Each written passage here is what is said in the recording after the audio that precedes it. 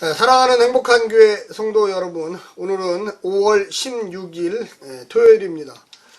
오늘 하나님의 말씀을 통해서 또 은혜 나누기를 원하고요. 특별히 요즘은 매일 성경을 시편을 하고 있습니다. 그래서 시편 16편을 먼저 성우들이 읽어주는 말씀으로 읽고 다시 오겠습니다.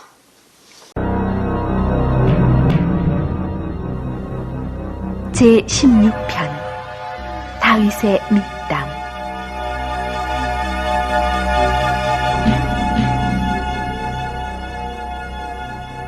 하나님이여, 나를 보호하소서. 내가 주께 피하나이다. 내가 여호와께 아뢰되 주는 나의 주시오, 주밖에는 나의 복이 없다 하였나이다. 땅에 있는 성도는 존귀한 자니 나의 모든 즐거움이 저희에게 있도다. 다른 신에게 예물을 드리는 자는 괴로움이 더할 것이라. 나는 저희가 드리는 피의 전제를 드리지 아니하며 내 입술로 그 이름도 부르지 아니하리로다. 여호와는 나의 산업과 나의 잔의 소득이시니 나의 분깃을 지키시나이다. 내게 줄로 재어준 구역은 아름다운 곳에 있으며 나의 기업이 실로 아름답도다. 나를 훈계하신 여호와를 송축할지라. 밤마다 내 심장이 나를 교훈하도다. 내가 여호와를 항상 내 앞에 모시며 그가 내 우편에 계심으로 내가 유동치 아니하리로다. 이러므로 내 마음이 기쁘고 내 영광도 즐거워하며 내 육체도 안전히 거하리니 이는 내 영혼을 음부에 버리지 아니하시며 주의 거룩한 자로 썩지 않게 하실 것입니다. 주께서 생명의 길로 내게 보이시리니 주의 앞에는 기쁨이 충만하고 주의 우편에는 영원한 즐거움이 있나이다.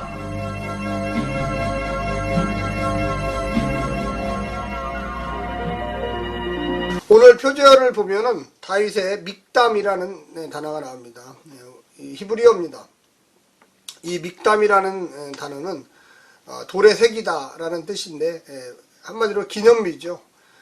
특별히 이 시편에는 무려 6편의 믹담이라는 이 주제어를 가진 시들이 등장합니다. 그 중에 4편이 이 다윗의 역사적 어떤 상황과 관련이 있습니다. 56편, 57편, 59편, 60편이고요. 오늘 본문 16편은 다윗의 믹담의 시, 기념비적인 시인데 어떤 사건의 내용인지는 잘 이해할 수 없습니다.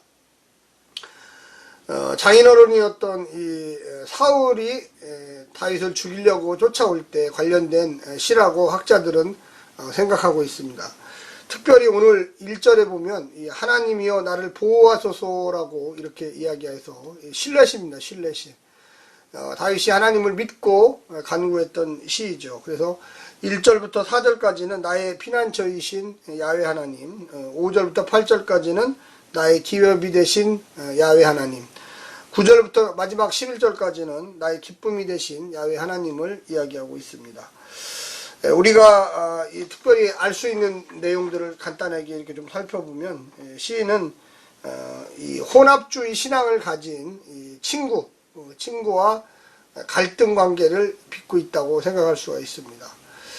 그래서 이 친구가 다른 신, 어떻게 보면 같은 유대인인데 하나님도 섬기고 또 다른 이방신도 섬기는 이런 친구, 그리고 하나님보다 다른 신을 더 신뢰하는 친구와 어떻게 보면 삶의 그 방향이 달라지고 있다는 걸 우리는 알 수 있습니다. 그래서 거기 보면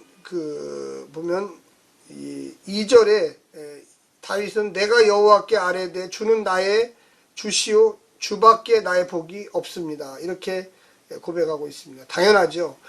우리 기독교 신앙인들, 특히 하나님 말씀만 온전히 믿는 사람들은 다른 신은 없다. 주밖에 나의 복이 없다. 다른 신이 없다라는 이야기입니다. 그런데 이 4절에 보면 다른 신에게 예물을 드리는 자, 다른 신에게 예물을 드리는 자라고 아주 구체적으로 나와 있습니다.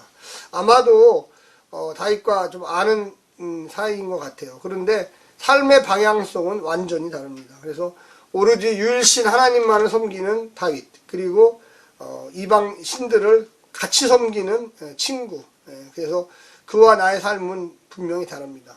다윗이 지금 어려움을 겪고 있죠. 그래서 힘들어요. 내가 죽게 피하나이다 보면 주님이 나의 피하는 처도 되시지만 외부에서 오는 이 공격과 이 고난을 어떻게 해결해야 될까 고민하면서 드려지는 시입니다.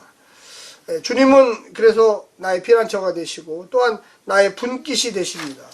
모든 것을 책임져 주시고 나의 현재와 미래까지도 인도하는 분이라고 이 다윗은 고백하고 있는 것입니다.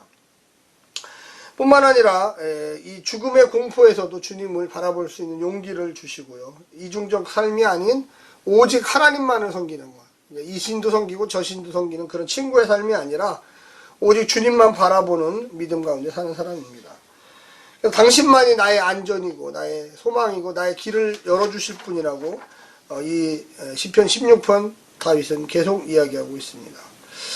그래서 분명히 보게 되면 거기 8절에도 내가 여호와를 항상 내 앞에 모시며 그가 내 우편에 계심으로 내가 요동치 아니하리로다.